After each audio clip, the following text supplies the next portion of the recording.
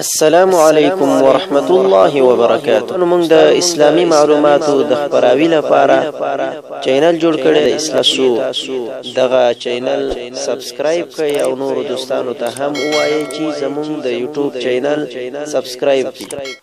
د دنیا قدر او قیمت الله رب العزت په خپل کلام قرآن عظیم الشان کې داسې فرمایي: أعوذ بالله من الشيطان الرجيم إنا جعلنا ما على الأرض زينة لها لنبلوهم أيهم أحسن عملا وإنا لجاعلون ما عليها صعيدا جرزا.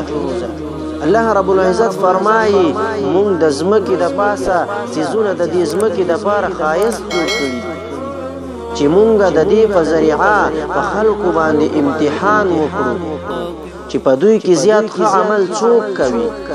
امتحان دا دی چې څوک د دې دنیا په ښایست باندې مین کیږي او د الله رب العزت او د آخرت نه غافله کیږي او څوک داسې نه کیږي.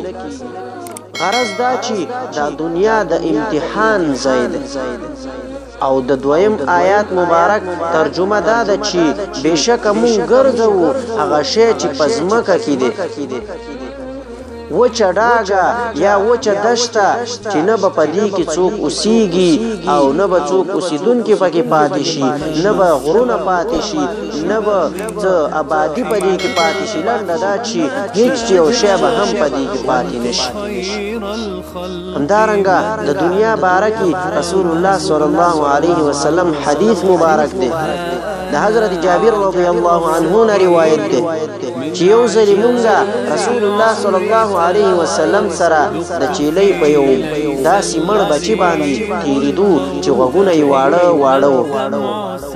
نو رسول الله صلی الله علیه وسلم چې دغه د چیلۍ بچی ولیده وی فرمایل، صحابه کرامو ته یې فرمایل چې داسې څوک شته چې دا مردار د چیلۍ بچی په یو درهم واخلي؟ آیا دا تاسو کې څوک خوښوئ؟ نو صحابه کرامو عرض وکړ چې ای د الله پیغمبره، دا د هیڅ څیز په عوض او په مقابل کې مونږ نه اخلو.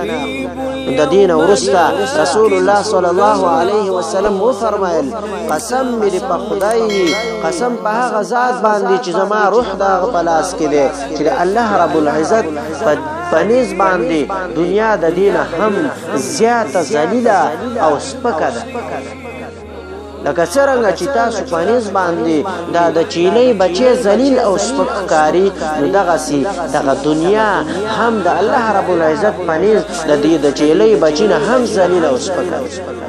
نو زما عزتمندو، مونږ او تاسو باید د دنیا په لټه کې نه شو، مونږ او تاسو باید د آخرت غم وکړو، ځکه دا دنیا ذلیل او سپکه ده او دا دنیا چې د پاتې کېدونکې ده، ختمېدونکې ده. یوازې او یوازې زمونږ او ستاسو لپاره چې ګټه لري هغه د آخرت غم دی او د نیک اولاد پرېښودل دي، د نیک عمل ترسره کول دي، د الله رب العزت عبادت کول دي. دغه زموږ او ستاسو لپاره په کار راځي. والسلام علیکم ورحمت الله وبرکاته.